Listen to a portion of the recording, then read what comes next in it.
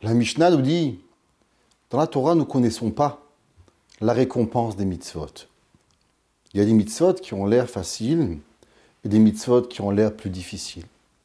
La Mishnah nous dit mitzvah kala kebachamura et on ne connaît pas la véritable récompense des mitzvot. Pourtant, la Torah a donné la même récompense pour deux mitzvot.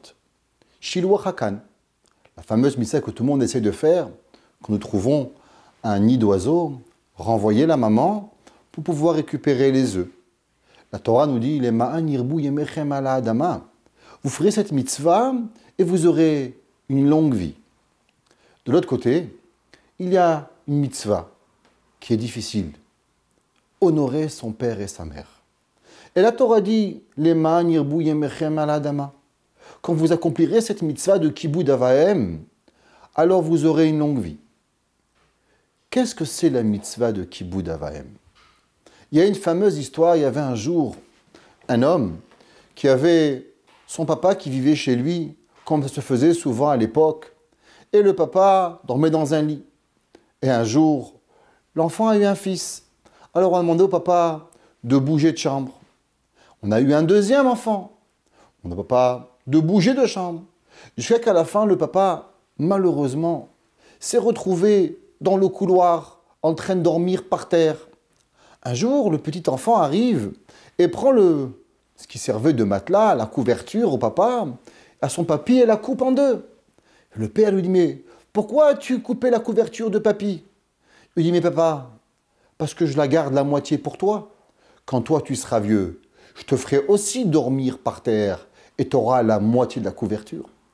D'abord, il faut savoir que le kibud avahem, c'est pas seulement pour nos parents, c'est aussi pour nous. Parce que de la façon que nous faisons le kibud avahem envers nos parents, alors nous avons espoir. Et ce n'est pas garanti que peut-être nos enfants nous respecteront. Beaucoup de parents ont respecté leurs parents. Et pourtant, leurs enfants ne les ont pas respectés. Mais c'est une chose qui est certaine, c'est que si moi je ne respecte pas mes parents, alors mes enfants ne me respecteront pas par certitude. La Torah nous dit, que veut dire le respect des parents? Ma'achileu, lui donner à manger, lui donner à boire, l'habiller, s'occuper de lui.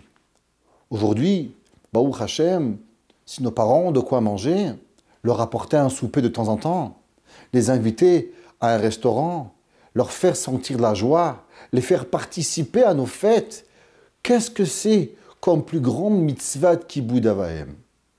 Mais aujourd'hui, dans la nouvelle société, nous avons des différentes questions de kibud avahem.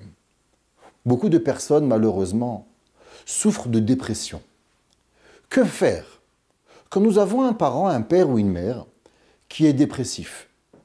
La voir tous les jours, très souvent, nous n'avons pas nous-mêmes la force de pouvoir supporter cette souffrance, cette tristesse, journalièrement. Vivre avec une personne dépressive qui voit tout noir, ça peut arriver pratiquement à nous détruire notre propre vie. Comment affronter mes difficultés? Comment faire face à mon mari? Comment faire face à mes enfants? Une personne qui est toujours en train de broyer du noir. Qu'est-ce que la Torah me demande par rapport à la mitzvah de kibud avahem? D'abord, il est sûr de se dire, tu es malade, je ne m'occupe pas de toi. Il est certain que ça n'est pas la solution.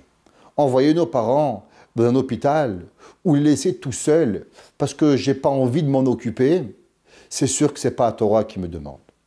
De l'autre côté, m'en occuper à oublier ma famille, ma femme, mes enfants, mon mari, la Torah aussi ne me demande pas de tout abandonner parce que la mitzvah, elle doit être « Vechayachicha imach ». Je dois vivre avec toi. Je dois t'aider, mais je dois encore exister. « Ve'ahavta lireacha kamocha ».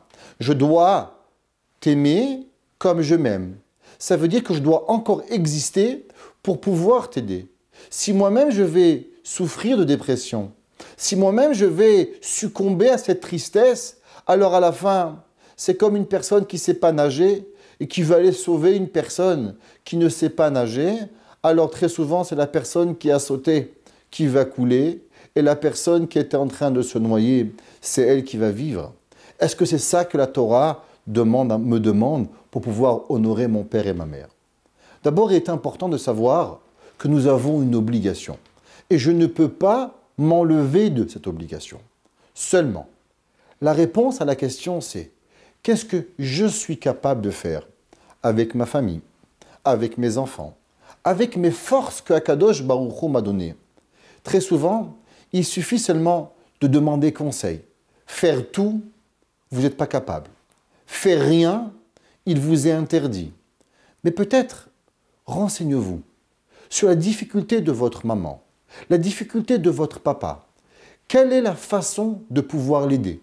Très souvent, la sortir de chez elle, lui donner du bonheur, l'amener chez vous, passer 1 heure avec elle et savoir que pendant 1 heure, je suis capable de la supporter. Pendant 2 heures, pendant une après-midi par semaine, je peux écouter ses critiques et ses pleurs et sa noirceur et sa dépression et sa façon de vivre, de voir, de broyer du noir. Alors je suis capable de le faire 1 fois par semaine. Si tu en es capable, alors automatiquement, va le faire 1 fois par semaine. Si tu peux le faire 2 fois par semaine, si tu peux l'amener à tes mariages, si tu peux lui trouver un meilleur docteur, si tu peux essayer de lui changer ses médicaments, nous avons l'obligation d'essayer tout ce qui est en notre pouvoir, de leur rendre et de leur donner du bonheur dans leur vie. Leur vie, malheureusement, à ces personnes qui vivent cette difficulté, croyez-moi, ils en souffrent plus que vous et moi. C'est eux les malades. Eux aimeraient avoir une vie totalement de bonheur. Eux aimeraient se lever le matin et de sauter de joie, de savoir qu'ils ont des enfants et des petits-enfants. Malheureusement, ils ont une maladie qui s'appelle la dépression, qui s'appelle la tristesse, qui s'appelle la solitude, qui n'arrivent pas à voir tout ce que Akadosh Baruch Hu leur donne. Nous sommes très souvent en train de les juger. C'est ta faute, c'est toi qui ne veux pas. Mesdames et messieurs, ce n'est pas qu'ils ne veulent pas, c'est qu'ils ne peuvent pas. Nous avons tous l'obligation de chercher, de se renseigner, parler avec leur docteur, aller faire de la recherche s'il faut, savoir comment, avec les forces que j'ai, avec le temps que j'ai, avec la famille que j'ai, comment éclairer des petits moments de leur vie pour pouvoir leur donner ce qu'ils recherchent véritablement, le bonheur. Une question de halakha, besoin d'un conseil personnel? Avec le service Questions au Rav, les rabbinim de Torah Box sont à votre disposition 24 heures sur 24, 6 jours sur 7, pour vous répondre et vous aider sur tous les sujets. Shabbat, couple, cacheroute, conversion, loi de deuil. Questions au Rav, c'est 13 000 questions reçues chaque année et répondues par écrit sur le site Torah Box et par téléphone, un appel reçu toutes les 4 minutes. Questions au Rav, un service exceptionnel, gratuit pour vous.